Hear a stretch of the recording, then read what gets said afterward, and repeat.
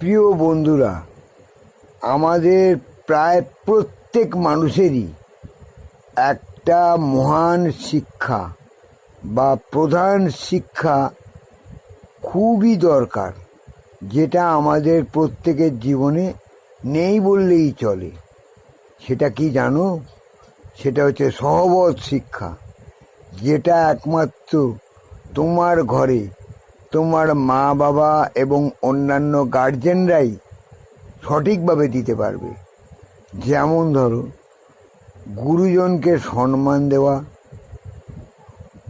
অহেতুক বেশি কথা না বলা, মানুষকে কোনো রকমভাবে বিব্রত বা বিরক্ত না করা, প্রত্যেকের কথা মন দিয়ে শুনে তার একটা সলিউশন বা ডিসিশন নেওয়া দরকার। কথার মাঝখানে কথা বলে সেই কথার মাধুর্য এবং গুরুত্বটা নষ্ট করে দেওয়া কখনোই উচিত নয়।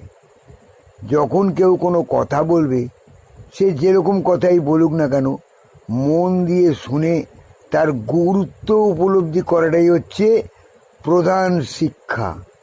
এগুলো নিজেদের বাড়ি থেকেই হয়। স্কুলে তোমাদের কি শেখায়? এডুকেশন বলতে শুধুমাত্র পুঁথিগত বিদ্যাই শেখায়।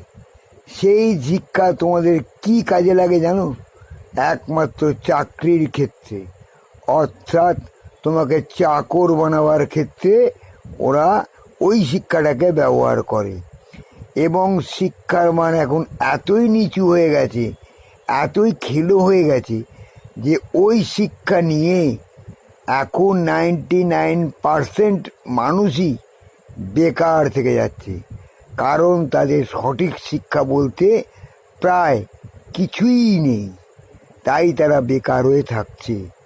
সঠিক শিক্ষা যদি মানুষ পায়, প্রত্যেকটা ছাত্রছাত্রী পায়, তাহলে আমার মনে হয় ওরা নিশ্চয়ই খুবই ভালোভাবে স্বাবলম্বী হবে এবং নিজের জীবনটাকে সুন্দর করে গড়ে নিতে পারবে। কিন্তু সেই শিক্ষা আজ কোথায় ভাই? সব হারিয়ে গেছে। তাই বলি কি, সঠিক শিক্ষার জন্য তোমার কোনটা দরকার জানো? সঠিক শিক্ষার জন্য তোমার নিজের গার্জেনের অভিমত, গার্জেনের পরামর্শ আগে দরকার, শিক্ষকের পরামর্শ কিন্তু পরে। এটাই হচ্ছে আসল শিক্ষা। আর প্রত্যেক জিনিসটা মন দিয়ে শুনবে, জানবে, বুঝবে, উন্নতি একদিন তোমাদের